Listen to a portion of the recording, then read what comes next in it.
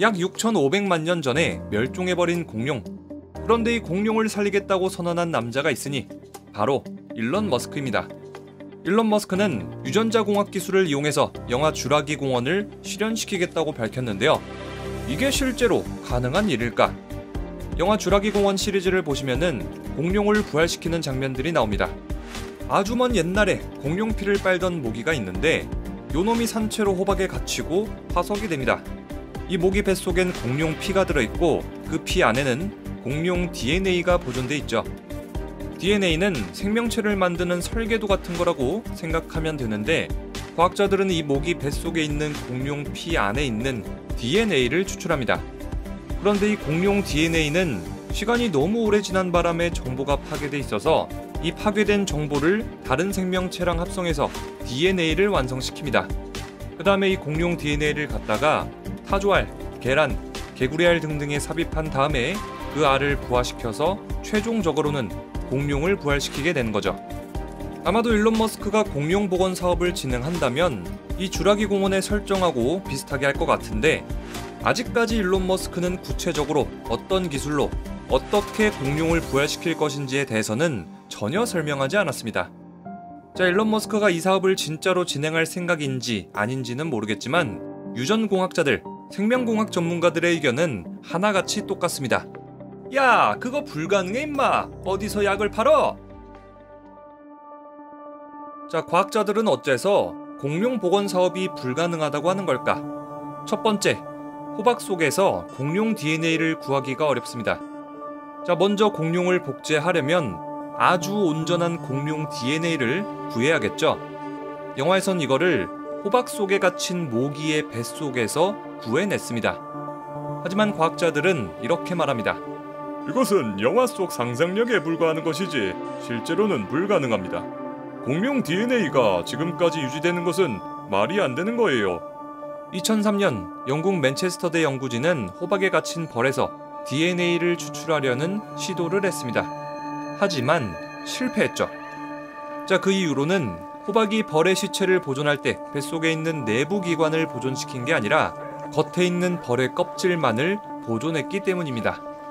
자, 따라서 과학자들은 호박 속에 있는 모기 안에 있는 혈액이 보존되지 않는다고 결국 공룡 DNA는 호박에 보존될 수가 없다는 결론을 내렸습니다. 자, 만약에 호박 속에 공룡의 피가 온전히 보관됐다고 칩시다. 그래도 여전히 문제는 있습니다. 두 번째 문제, DNA는 시간이 지날수록 정보가 파괴된다. DNA는 시간이 지남에 따라서 염기 배열이 변형됩니다.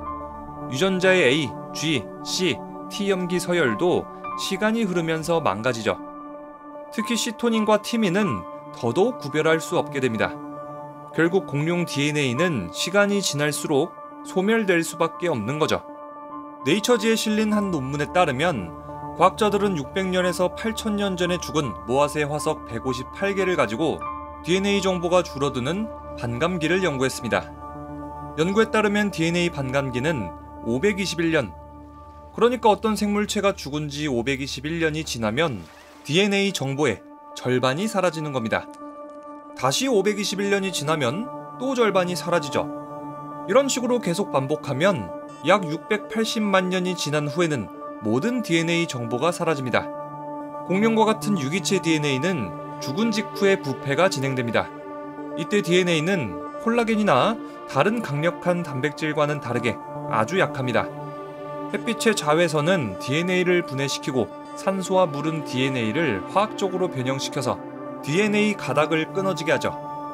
이런 환경들은 DNA 정보 파괴를 더 가속화시키고 DNA는 점점 더 작은 조각으로 분해되고 결국에는 아무것도 남지 않게 됩니다. 연구에 따르면 지금까지 발견된 DNA 중에 가장 오래된 DNA는 70만 년 전의 말의 DNA.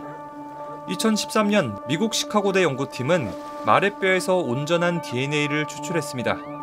당시 연구팀은 DNA가 최대 100만 년까지 생존할 수 있다고 주장했죠. 자, 이 두 가지 연구를 통해서 우리는 합리적으로 추측할 수 있습니다.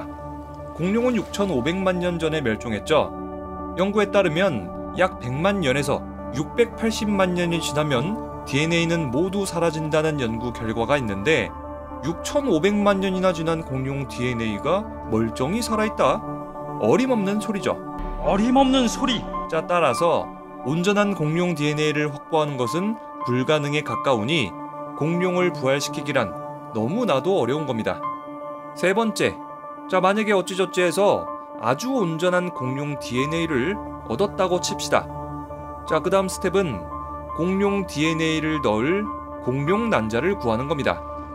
자, 그런데 이미 공룡이 다 멸종해버린 판국에 공룡 난자를 어떻게 구해요? 자, 예를 들어서 부엉이가 완전히 멸종해버린 세상에서 부엉이 알을 어떻게 구하냐 이 말입니다. 자, 그래도 아주 방법이 없는 건 아닙니다. 공룡 난자 대신에 영화 속 설정처럼 계란이나 타조알, 개구리알 등등 다른 생명체의 난자를 대신 사용하면 됩니다. 어허, 개꿀이죠. Unfertilized emu or ostrich eggs. 자, 이렇게 다른 생명체의 난자 속에 원래 들어있던 DNA를 다 제거하고 그 속에 공룡 DNA를 집어넣은 다음 부활시키는 겁니다. 자, 하지만 이렇게 되면 문제가 뭐냐? 복제 성공률이 크게 떨어진다는 겁니다. 복제된 공룡이 태어난다고 하더라도 곧 죽어버리거나 생식 능력이 전혀 없는 고자 공룡이 태어나거나 탈모 공룡이 태어나거나 하게 될 겁니다. 공룡 DNA를 찾았다고 해도 복원시키기가 굉장히 어려운 게 100% 온전한 공룡 DNA 청사진이 없습니다. 자, 그러니까 퍼즐 조각들을 찾긴 찾았는데 도대체 완성된 그림이 뭔지를 모른다는 말. 또 DNA의 정보량은 너무나도 방대합니다. Just one drop of your blood contains billions of strands of DNA. A full DNA strand contains 3 billion genetic code. If we looked at screens like these once a second for 8 hours a day, it'd take 2 years to look at the entire DNA strand. 과학자들은 이렇게 얘기합니다. 공룡의 DNA를 찾았다고 해도 이미 수천만 년이 지났기 때문에 수백만 조각으로 나눠진 상태입니다. 아무리 퍼즐 맞추기를 잘해도 공룡 DNA를 복원하는 건 상당히 어려운 작업이죠. 실제 과학자들은 공룡 화석에서 혈관, 콜라겐을 발견한 적이 있는데 이 안에는 공룡 DNA가 없었습니다. 앞서 말했던 여러 가지 이유들 때문이죠. 자, 마지막으로 호박 속에서 유전자를 찾았다고 해도 이 유전자가 공룡 DNA인지 모기 DNA인지 알 수가 없습니다. 이 두 생명체의 DNA는 한데 섞여 있는 모습이고 모기 DNA, 공룡 DNA만 따로 분리하거나 추출하는 것도 불가능에 가깝다고 합니다. 자, 이렇게 DNA를 추출해서 공룡을 되살린다는 건 너무 어려운 일입니다. 그래서 과학자들은 또 다른 방법을 제안하고 있는데요. 바로 유전자 역진화입니다. 유전자 역진화란 이런 겁니다. 늑대는 진화를 거친 끝에 개가 됐습니다. 우리가 키우는 이 개 DNA 안에는 늑대 유전자도 있고 개 유전자도 있습니다. 그렇다면 개 DNA는 최대한 억제하고 늑대 유전자만 골라서 활성화한다면 우리는 늑대에 가까운 생명체를 탄생시킬 수 있겠죠. 영화 쥬라기 공원의 자문을 맡은 잭 코너 고생물학자는 새 유전자를 변형해서 공룡을 만드는 방법을 제안했습니다. 살아있는 생물은 가장 훌륭한 DNA 저장소입니다. 현대 조류는 공룡의 후손이기 때문에 현대 조류 DNA 정보를 읽어낸 다음 조류 DNA를 억제하고 공룡 DNA를 활성화시키면 공룡에 가까운 생명체가 탄생하는 겁니다. 닭의 손은 배아 때 고대 시조새 손하고 정말 비슷하게 생겼습니다. 그런데 닭의 배아가 자라면서 특정 유전자가 개입, 3개 손가락을 합쳐버립니다. 과학자들이 이 손가락을 합쳐버리는 유전자를 찾아내고 억제시키면 닭은 꼭 시조새처럼 3손가락을 가진 채 태어나게 되는 겁니다. 닭의 꼬리 또한 마찬가지입니다. 배아 때는 긴 꼬리가 있는데 닭의 유전자는 꼬리를 흡수하고 없애버립니다. 연구팀이 이 유전자를 찾아내고 억제한다면 닭은 긴 꼬리를 가지고 태어나게 되는 겁니다. 자, 이렇게 닭의 이빨, 손, 꼬리 등등을 약간의 유전자 수정, 보완을 거친다면 치퀴노사우루스가 태어나는 겁니다. 자, 이거는 놀랍게도 현재 실제로 가능합니다. 위스콘신 대학의 매튜 해리스는 닭의 이빨 유전자를 활성화시키는 방법을 찾아냈습니다. 이걸 활성화시켰더니 고대 공룡처럼 이빨이 있는 닭을 만들어낼 수 있었죠. 지난 2016년 브라질과 칠레 연구진은 닭의 수정란에서 특정 유전자를 억제, 변화시켰고 고대 공룡의 다리뼈를 복원했습니다. 그랬더니 닭의 종아리뼈는 공룡처럼 길게 자라났죠.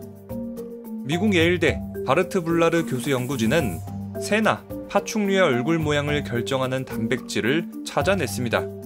그 다음 닭의 수정란에서 부리를 자라게 하는 이 단백질을 억제했더니 닭의 배아의 두개골 모양이 긴 부리 대신 짧고 둥근 공룡 같은 주둥이 형태로 변했습니다. 일론 머스크가 정말로 공룡을 복원시킬 계획이라면 아마도 영화 쥬라기 공원처럼 공룡 DNA를 이용하는 방법은 현실적으로 어려울 것 같습니다.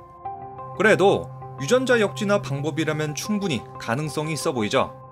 자, 하지만 유전자 역진화로 공룡의 형태를 만든다고 해도 이거는 그나마 공룡에 가까운 생명체인 거지 6,500만 년 전 공룡이라고 할 수는 없습니다. 그럼에도 불구하고 공룡 DNA 복원이 꾸준하게 계속된다면 언젠가는 우리는 영화 속 주인공들처럼 쥬라기 공원에 놀러갈 수 있을지도 모르겠습니다. 자, 그럼 지금까지 영화 쥬라기 공원 영화 리뷰였고요. 저는 리뷰형이었습니다.